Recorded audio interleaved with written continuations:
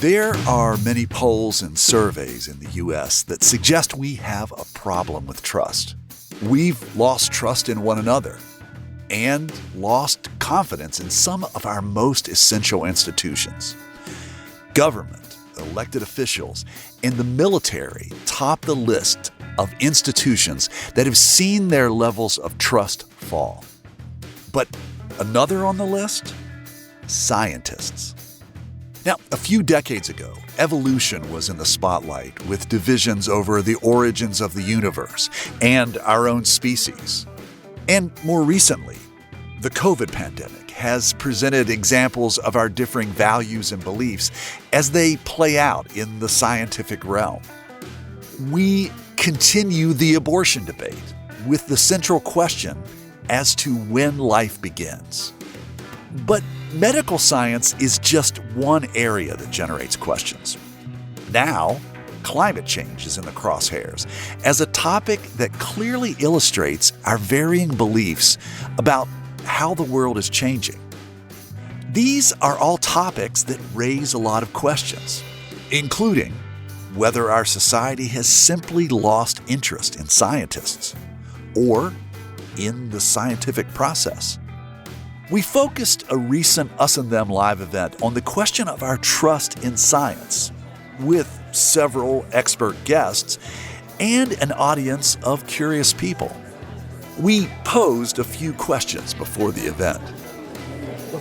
In regards to science, I would say that there's always been a level of skepticism, and I think that it's healthy to have that level of skepticism, but I think we have moved into an area of borderline paranoia. I have lost trust in pharmaceutical industry, Congress, which a lot of Americans have lost trust in, probably the military as well. So, I think America at least doesn't trust science enough, and should probably try to trust science more with like vaccines. And the problem has been far too much corruption by those in power, compromising the integrity of research. I trust science 100%. Like, my favorite part about science is that it's always changing, really.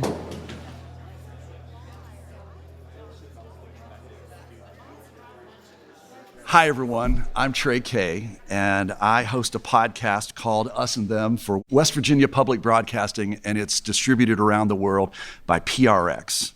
And my team is delighted to be here in Huntington, West Virginia, on the campus of Marshall University. And this is a part of a continuing conversation about something that affects us all: trust. Now, I have been talking with people throughout West Virginia, and many of them have told me that they've lost trust in government, in many of our agencies and organizations, and worse off, in each other. So earlier this fall, we were at West Virginia University, and we had a discussion about the public's flagging trust in the news media. And today, we're going to focus our conversation on science, medicine, and research that can lead us to amazing discoveries. So I am pleased to introduce three guests who each bring a different perspective to this conversation. Dr. Habiba Chirchir is a biological anthropologist and anatomist. Her research focuses on understanding the changes in skeletal anatomy, the behavior by analyzing anatomical features and in human skeletons, modern humans, and other primates and animals. Dr. Chirchir is a professor here at Marshall University and a research associate at the National Museum of Natural History, the Smithsonian Institution. Habiba, it is so great to be here with you. It's a pleasure to be here. Thank you. And Dr. Adam M. Franks is a family medicine physician at Marshall Health. He is professor and vice chair of the Department of Family and Community Health at Marshall University's Joan C. Edwards School of Medicine. Dr. Frank's practice provides full spectrum care for children and adults, including obstetric and gynecological care. His research areas include COVID-19 protocols and opioid monitoring protocols. Adam, thank you so much for being a part of this event. Thanks for having me. And Dr. Jonathan Zimmerman is a professor of history of education and the Berkowitz Professor in Education at the University of Pennsylvania. He is a former Peace Corps volunteer and a high school teacher. Dr. Zimmerman is the author of Who's America? Culture Wars in the Public Schools, as well as 8 other books. He's a columnist for the Philadelphia Inquirer and a frequent contributor to a variety of publications. Welcome to the Mountain State, Jonathan Zimmerman. Thank you, Trey. It's great to be here. Just to get started in this idea of diminishing trust in science, I'm wondering, how did we get here? So, Adam Franks, I would like to know, have you seen an erosion of trust in science and how that plays out over the past few years? Absolutely, Trey. Being a clinician, being in the office, it's my job to take science and deliver it to my patients and utilize it in the best way to try to help them maintain their health. I don't do it with any other agenda other than just that I'm interested in their health and trying to give them the best medical care that they can have. And yet, in different aspects of it, and it's not just COVID, although COVID is a big stressor of the patient-physician relationship over the past 3 years, really kind of a stress test of that relationship, if you will. There are other things too, utilizing medicines that have side effects. All of these things patients push back on, even though they have a certain level of trust in me to give them the right medication, the right treatment, the right options. They do tend to go away from that more and more. Okay, Habiba, have you experienced this erosion in trust, and how does that play out in the work that you do? So I come from this really from my teaching in the classroom, Okay. and I'm a teacher of evolution.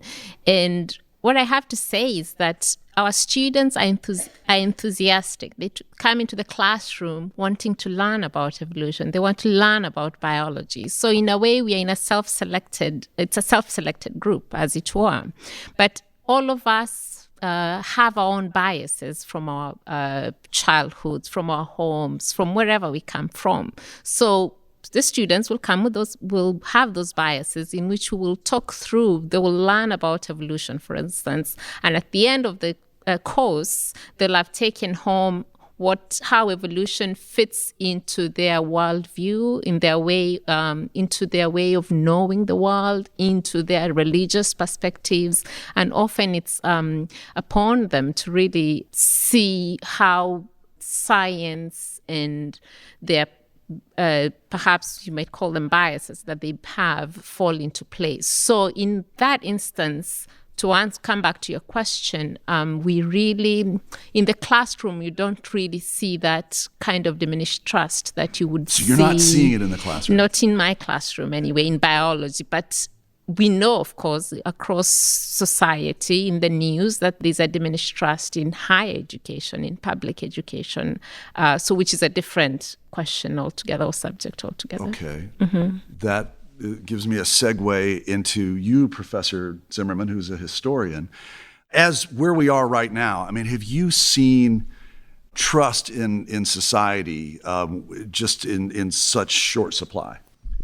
Well, I think it's important to note that we didn't invent skepticism about science. So Trey referred to the evolution battles of the 1920s in his opening remarks. And let's remember that several states banned the teaching of evolution into the late 1960s when the Supreme Court said they couldn't do that anymore. And then, of course, after that, people tried to teach kind of multiple views, including the creation view, until the court struck that down as well. And then there was intelligent design, and the court struck that down as well. A federal court did. So we didn't invent skepticism about science. I would argue in the United States, skepticism about science is almost built into our DNA, and here's why. We're a democracy with a small d. And democracy and science often don't mix very well, and here's why. In a democracy, we're all equal. One man and now one woman, one vote. Science doesn't work that way. Democracy is egalitarian, and science isn't. Science is hierarchical.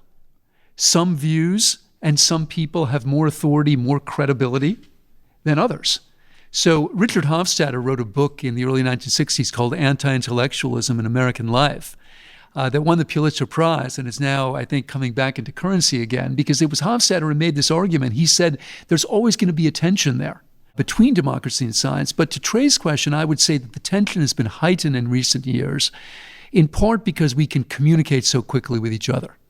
So to take another example, in the 1950s, there was a big scare about the fluoridation of water. There were big anti-fluoridation movements led by, among others, the John Birch Society. The John Birch Society did not have access to Facebook, right? The John Birch Society had to leaflet door to door. So its reach was so much less than some of, say, the anti-vaccine groups today. And I think that makes an enormous difference.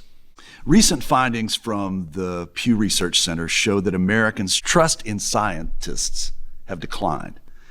And much of that sharp decline happened during the COVID pandemic.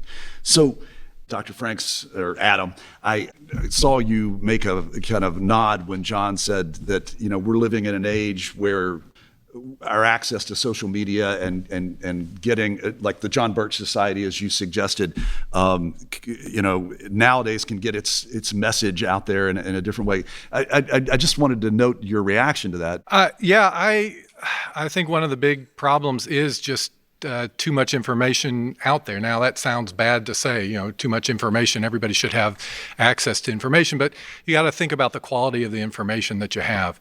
And a lot of times misinformation markets itself a lot better than we do as scientists too. And so that kind of gets out to the public a little faster. Just the volume of information that's out there is very daunting. Even someone like myself who tries to keep up with the current medical literature, trying to know what's good out there, I don't have the time to search through every single trial, every single paper that's out there.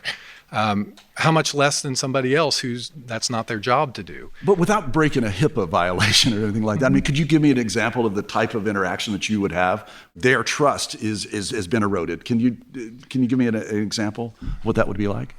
Well, I mean, the easiest example is always is the COVID pandemic, the COVID vaccine. There's a lot of, and you brought it up again earlier, a lot of division in our country nowadays, and a lot of people, it's almost like a tribalism. If I believe one thing, I'm supposed to be against this, I'm supposed to be for that. I don't ever think that that's the best kind of way of looking at things. I think that if there was only one good side, then there would be only one good political party out there, or only one good thought process. But from a standpoint of the COVID vaccine, I've had patients who I've talked to, I've had conversations with and said, okay, so you're due for a COVID vaccine. Are you wanting to get that today? And they'll say no, and I'll push a little bit just because I want to make sure that I'm trying to do what I feel is the right thing to do. And I'll say, well, now hold on a second. Let's talk about this. You trust me for your diabetes medication. You trust me to monitor you for your colorectal cancer. Why don't you don't trust me about the COVID vaccine? That doesn't make any sense. And they'll just look at me and say, no, not about this. And the door is just shut on that. One of the things that came up in the event that we had at West Virginia University about distrust in media was that there needs to be more media literacy. Yeah. Is that what you both are advocating for, that there needs to be that type of discussion of in our schools of how it is that we discern this information, that's not being, well, Habiba, let me just run it. You're nodding your head there. Yeah, because this is something that we do. I think a lot of faculty here, this is something that we intentionally bring to the attention of our students right from the beginning of our course, that there are sources that you can rely on that can be trusted, that are peer-reviewed. And even if you went to Wikipedia, and you can get that source right there on the Wikipedia page and follow up on it to confirm its validity. So we do try. Maybe we haven't done such a good job as Finland is doing, but I think all across higher education, this is a big push in classrooms to do this. And Trey, I'll give you a good example from my personal life. I'm a newspaper columnist, and it's not it's not infrequent that my students will often ask, like, Professor, why write for the newspaper? Why not just write for a blog? I mean, nobody except old people reads a physical newspaper anyway. What's the difference? And my answer is pretty simple. When I write for the newspaper, I'm fact-checked. It's true, it's a free country and I can post whatever I'd like on a blog. But nobody is going over what I wrote and saying, now, wait a second, how do you know that? Right? And let's click on the link to that source and let's see if it's a valid source and so on. But of course, it may well be that even though I'm fact-checked, people aren't trusting the newspaper I write for, which is a different problem. And it even goes further than just the fact check and misinformation. I mean, the nature of science is always something that we question, right? I mean, that's the purpose of science. Things I learned in medical school have been disproven. That means somebody had to think about them in a different way. They had to look at them in a different light. They had to test them in a different way. And now we found some things that we knew about science that were held up as science. I guess I'm being a little bit skeptical here, but I feel like one of the things that you would hear in the conversation today, well, Dr. Franks, back years ago, you thought this and now you think this. And I guess the thing that is not often, that isn't understood is that it wasn't about being absolutely right at the time. It was about about engaging in a process. Yeah, you're only as good as your last paper, is what I tell my students when they go through. We operate on the best science that we have. New inventions come out, new technology comes out. It allows us to look better, deeper, more intent in the research. Not to harken back to COVID, but that's how I was introduced, was a COVID researcher. But the biggest complaint I got from patients was, well, the scientists don't know what's going on. They come out one week and say you got to wear a mask, and next week you don't wear a mask. You got to social distance. The shot's good, the shot's bad, and I don't know what to believe, and I don't think they know what to believe. And my response to them was, well, what would you rather have? Would you rather us be 100% certain of everything? That may take years for us to be certain of everything. Then people complain that we're not giving the information out fast enough. So what I'm giving you, what we're giving you as the medical community, is the best information that we have at this current time. Things are changing so rapidly, so yes, maybe next week there will be something different. But that's the way science works. We have to question, we have to change, and we have to adapt to what is known out there. I want to pivot just a little bit. In our conversation at West Virginia University, we were speaking to journalists from PBS Frontline, and we played a documentary that one of them made back about 18 years ago about trust in the news media at the time. And one of the things that you hear in there is that 50 years ago, journalists were seen as heroes, and now they're seen as villains. And so I'm wondering, can we maybe pivot that and place that in this subject? And to you, you're a historian, the two scientists here, I mean, is there any time where either of you have been thought of as a villain? I've never been a villain. I'm also not a scientist, and they are. But you know who has become a villain? Anthony Fauci. He is a villain to the point that some people running for president have suggested if they were elected, they would put him on trial for treason. Now, if you take a step back and you think about kind of the last really scary epidemic in the United States, you'd have to go to HIV, and then you go before that, you go to polio. Well, who's the hero of the polio story? Jonas Salk, who developed one of the vaccines against polio. Let's compare Jonas Salk and Anthony Fauci. Jonas Salk was a cultural hero, almost ubiquitously. Anthony Fauci isn't. Why not? And I think all of us have to think about it, and I think it has to do with the polarized political environment we live in. I think, as the others were suggesting, it has to do with the ease of spreading of both information and misinformation. But I would add something else that I think is real. And at the same time, I will say that I think that some of the people who defend Fauci have actually contributed to the problem by framing their foes as awful human beings. People aren't persuaded very often when you say, you're an anti-vax idiot. I think we imagine people are going to say, you're right. I am an anti-vax idiot. I'm definitely going to change my mind and vote for your team in November. That doesn't work very well. Let me be clear. I'm not saying that that's what Tony Fauci did. But I think some of Tony Fauci's defenders have done that. They framed people who are vaccine resistant and people who don't accept the science as kind of moral and ethical cretins.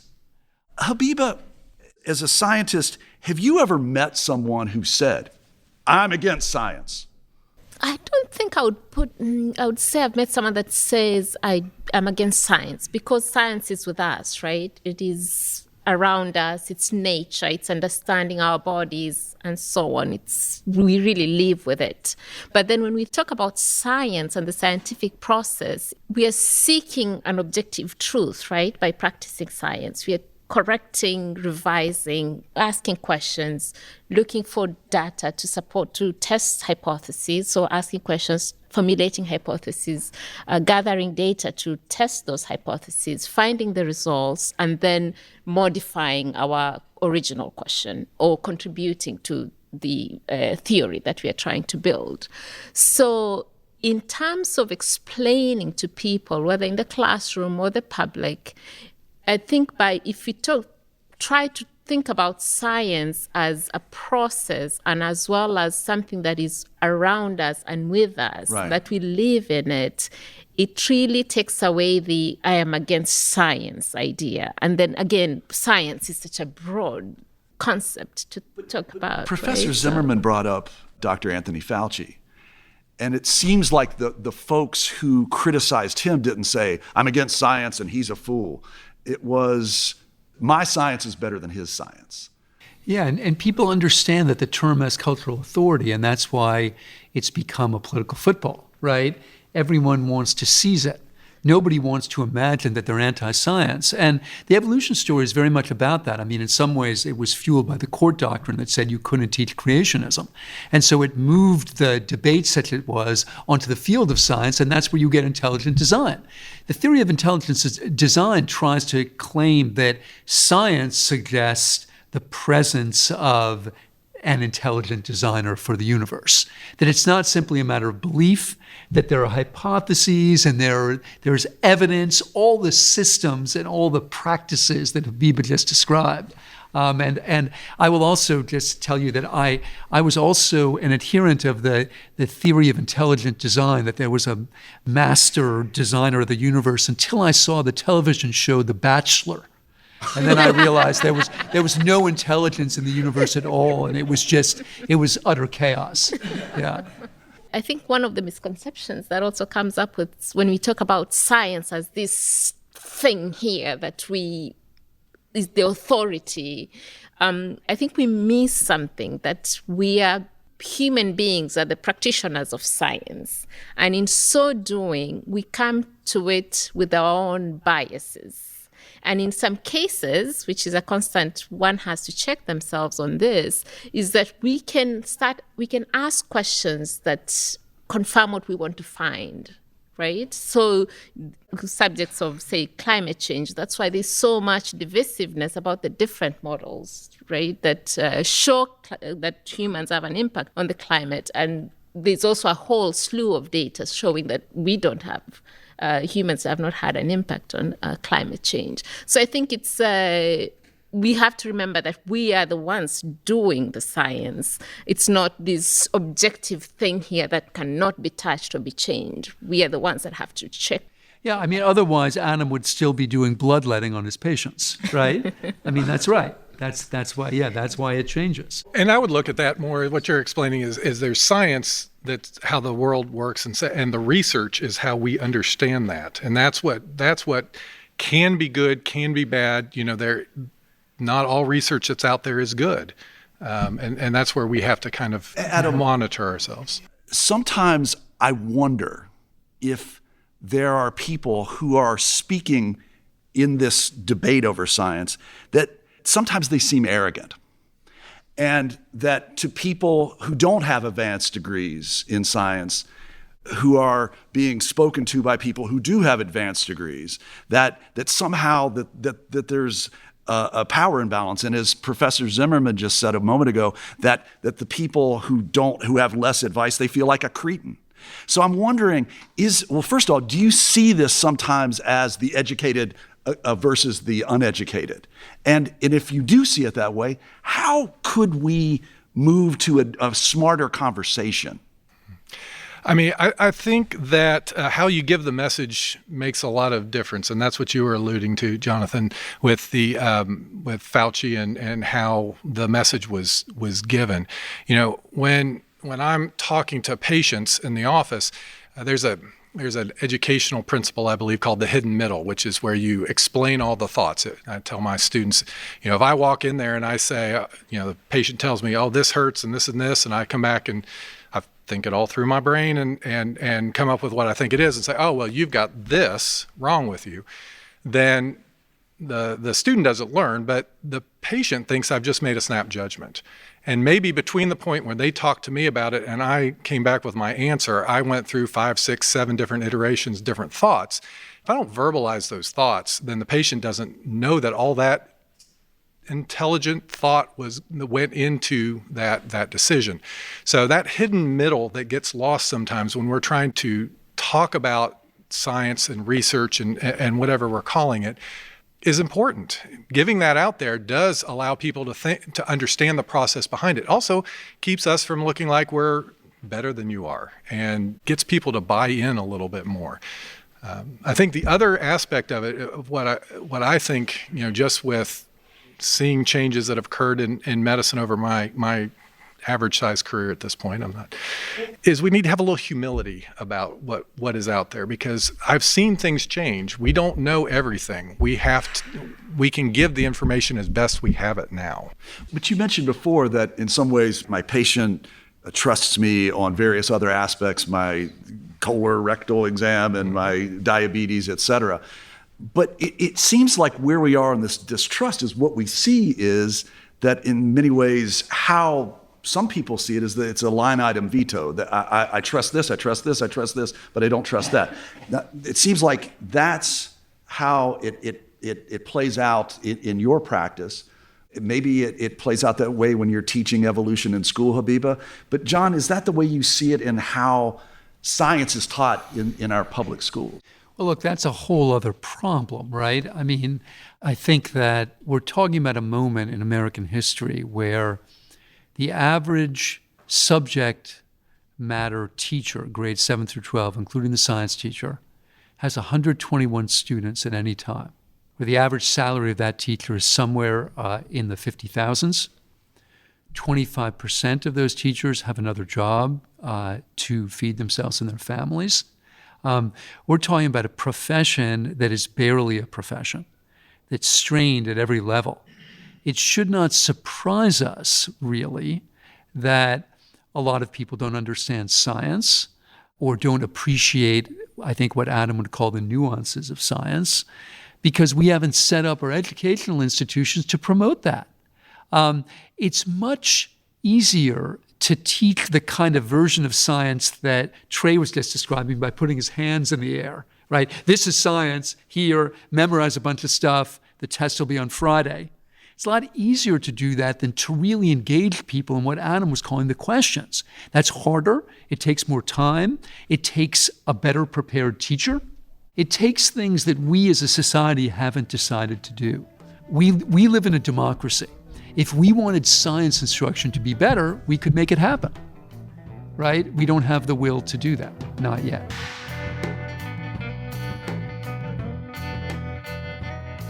After a quick break, we'll talk more about the state of trust in science, what's at stake, and what we can do to repair it. I'm Trey Kay, and this is Us and Them. Our show is supported by the West Virginia Humanities Council and the CRC Foundation.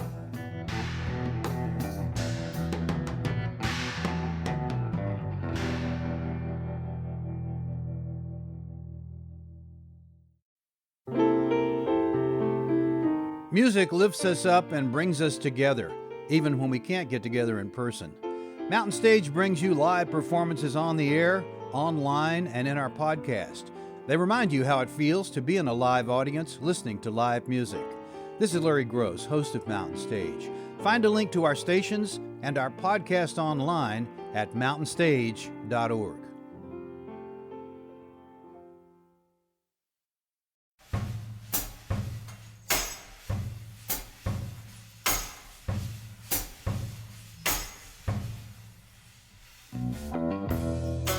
Hey, it's Trey, and this is Us and Them from PRX and West Virginia Public Broadcasting.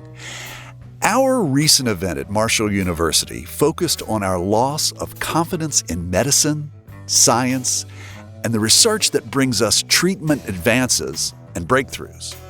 Our guests, Professor Jonathan Zimmerman from the University of Pennsylvania, Professor Habiba Chirchir, and Dr. Adam Franks from Marshall University.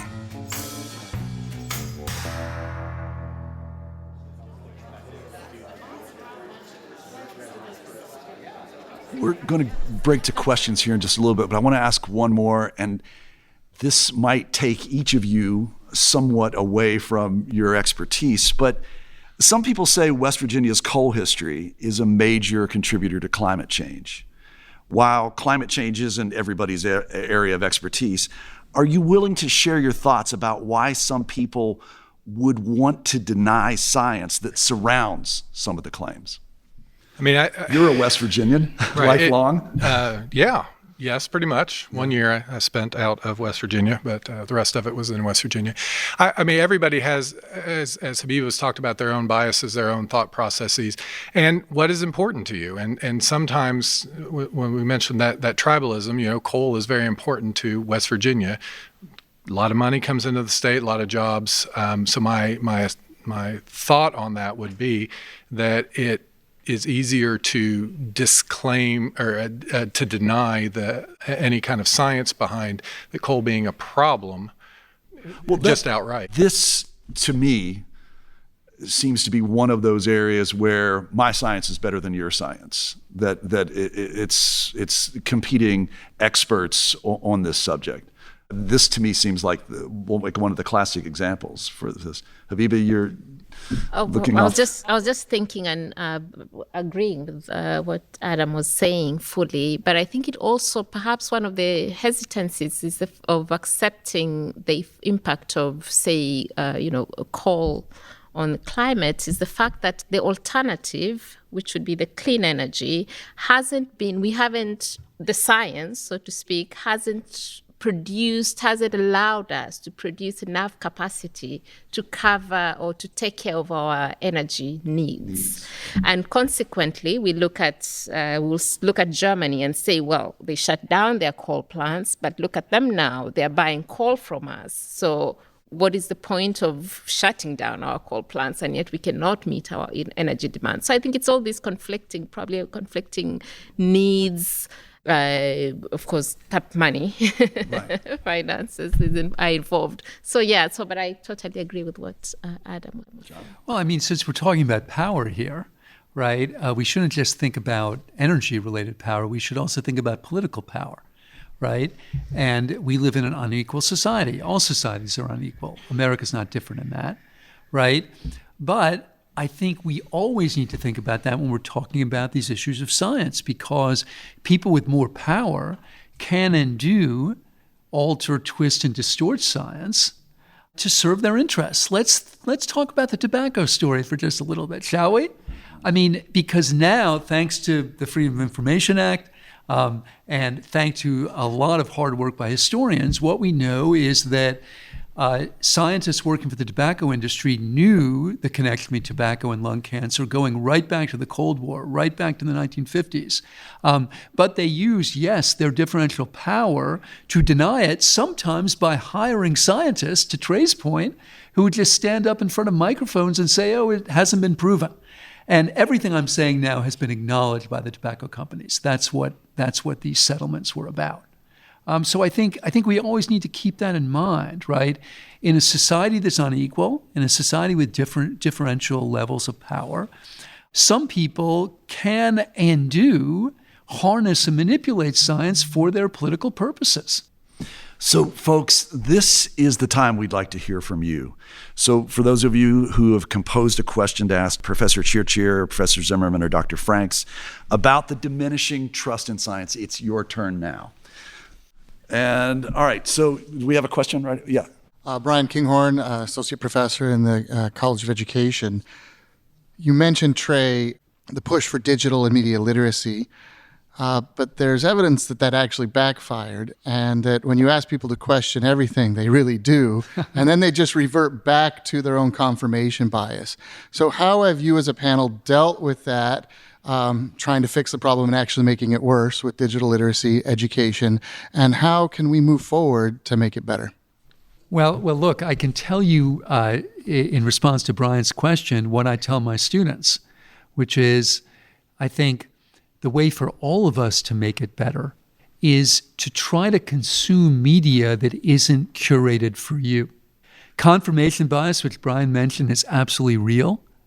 And I would say more, it's accelerated deeply by our systems of communication. Think about the metaphor of the news feed. Just think about that.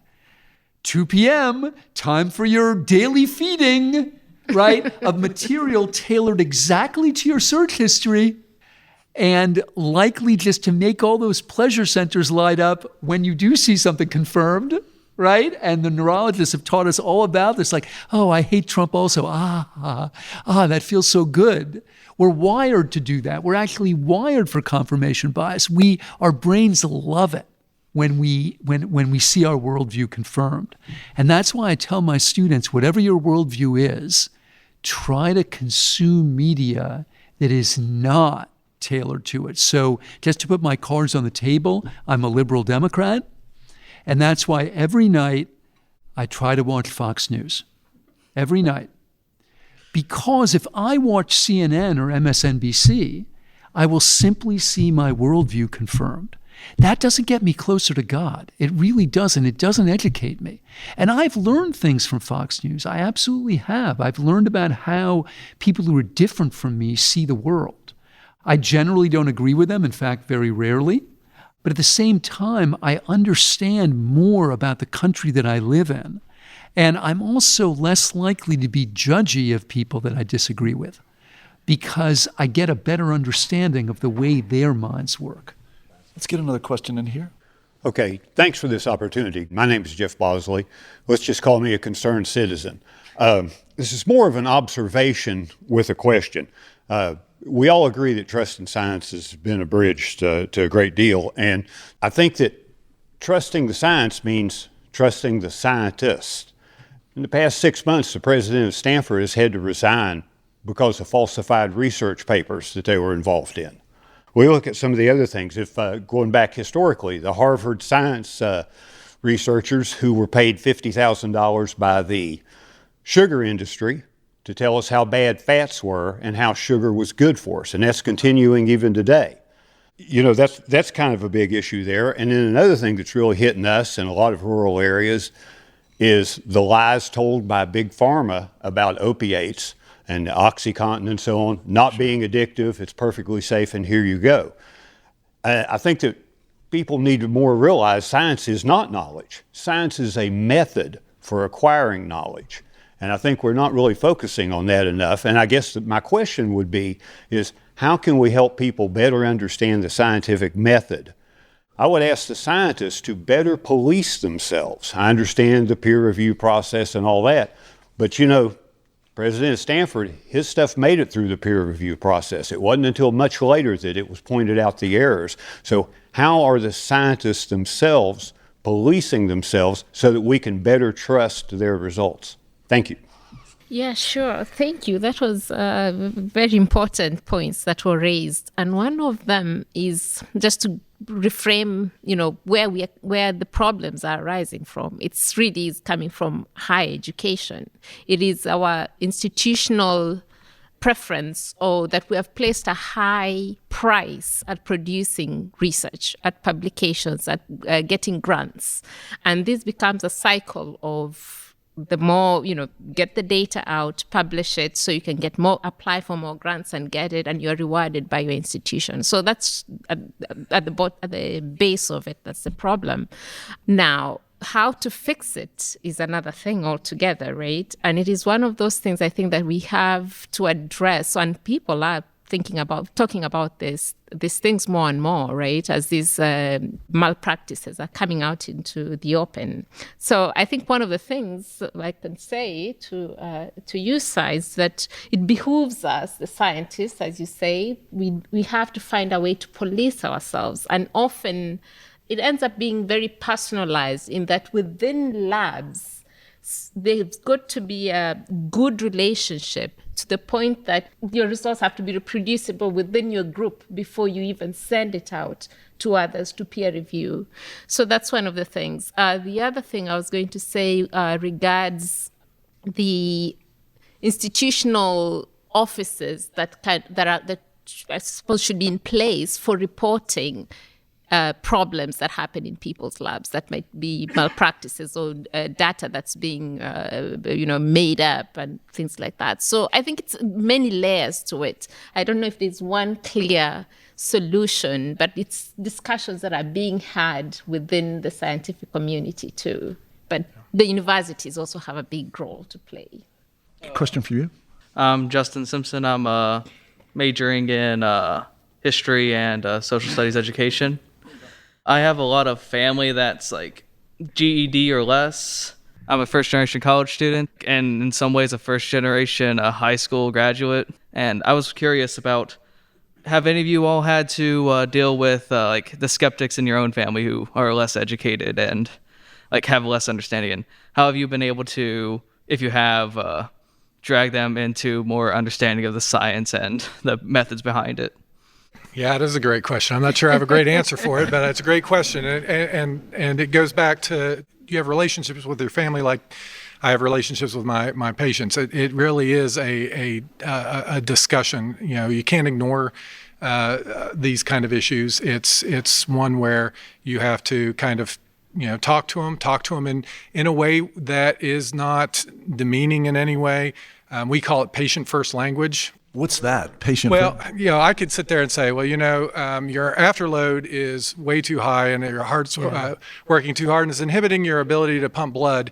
That sounds like a bunch of doctor talk. And so patient first language is talking about patients as their people and also explaining things in ways that they can understand it too. So sometimes people don't understand things because they just haven't had it explained appropriately to them. If it's the appropriate thing, if it's the science, if it's the research, then you should be able to communicate that in a way that they can understand that. And then it's up to them to agree or not agree. John?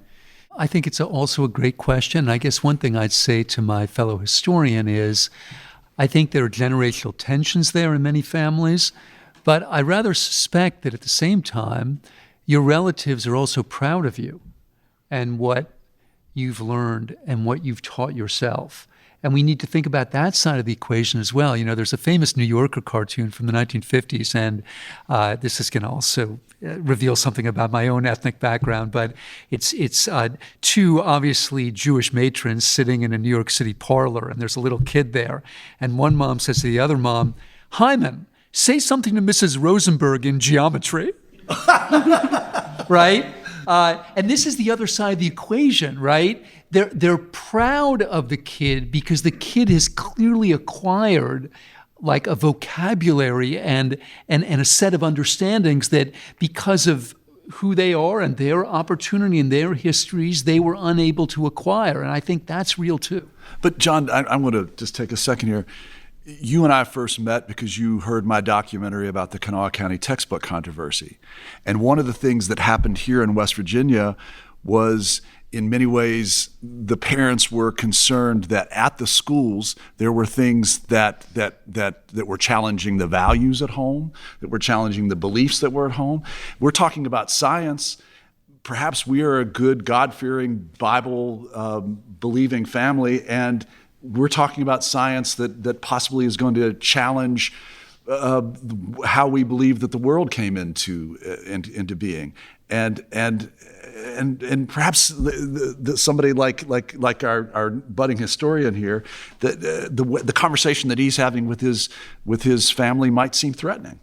Absolutely. And look, it is. And I think we should acknowledge that. I mean, frankly, I think the most threatening arguments now really aren't about religion. They're about nation. Who are we as a people? How do we tell our story? You know, are we a nation born in freedom, or are we a nation born in slavery? Are we freedom loving, or are we freedom denying? I think those are where the big lines are going forward. It's not about religion anymore. And here's going to be our last question. Yes, this is a two-parter, but I'll be quick. I'm Matt Schaefer, journalism major, political science minor, managing editor at Parthenon.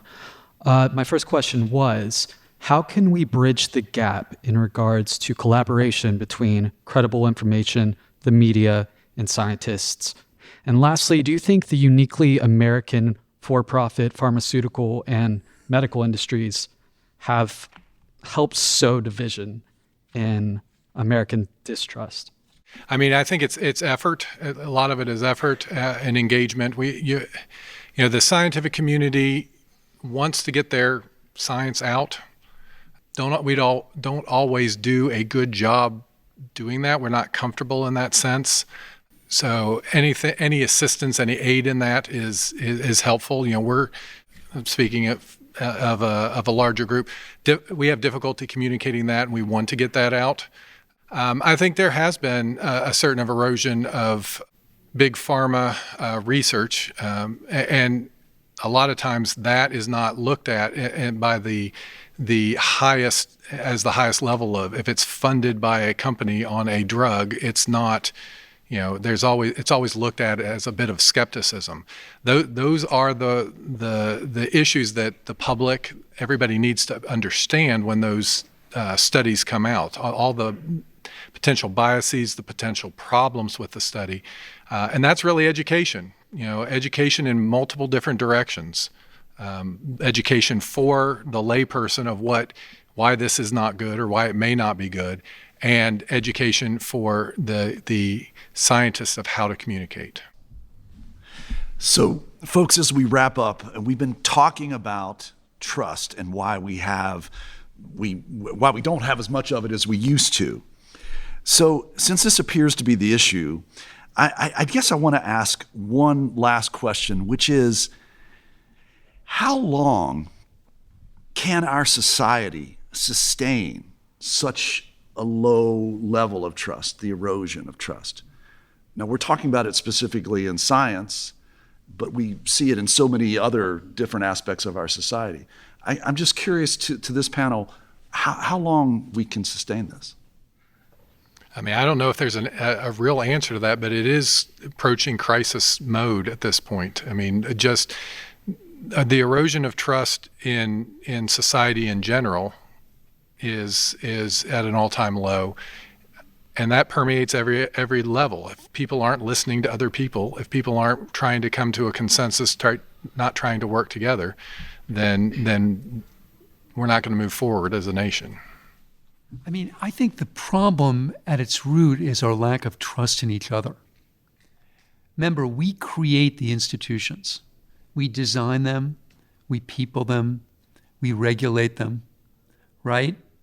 It's too easy to blame the institutions because it lets us off the hook. The problem is with us and our lack of faith in each other, and the kind of the mutual recrimination and hostility that exists in America between people of different points of view. If I were king, and we don't have enough time this afternoon to enumerate all the reasons that won't happen, but every Wednesday at noon, we would decree America Hour. And this is what would happen during America Hour. If you lived in Lower Manhattan, a very blue part of the United States, your school would be hooked via teleconference to a school in northern Alabama, in one of the reddest parts of the United States. And then for an hour, you would just talk. And one week it would be about gun control. The next week it would be about abortion. The next week it would be about Ukraine. The next week it would be about Israel-Palestine. we would just talk. And, that too is a problem because we could do that if we wanted.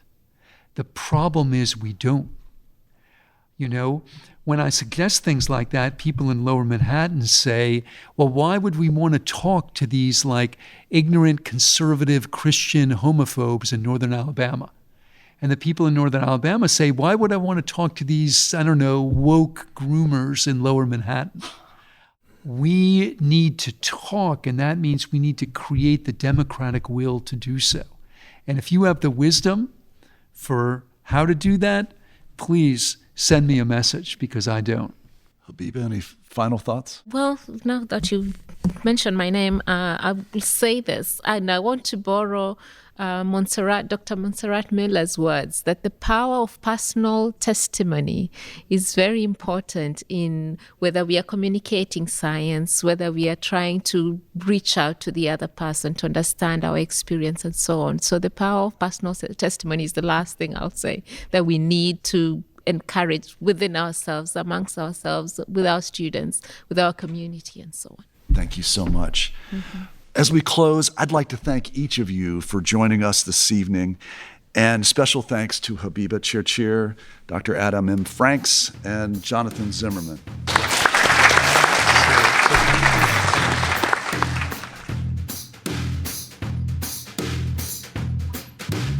You've been listening to Us and Them.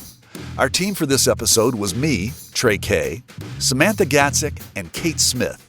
Special thanks to Montserrat Miller of the John Deaver Drinko Academy, Monica Brooks, Kevin Bannon, Sebastian Morris, Ryan Vance, Kyle Vass, Julie Blackwood, and Professor Rob Quick and his students. Michael Lipton, Tristam Lozal, and Ahmad Solomon wrote and performed the Us and Them show music. Mark Lerner designed our logo. The marvelous people at PRX and West Virginia Public Broadcasting make Us and Them possible. So do grants from the Corporation for Public Broadcasting, the West Virginia Humanities Council, and the CRC Foundation. We'd love to get your thoughts about this episode. Would you share them with us on our Facebook page or on X, formerly known as Twitter, at Us Them Podcast? Us and Them was originally developed with the assistance from the mentorship program at AIR, the Association of Independents in Radio. We'll see you next time on Us and Them.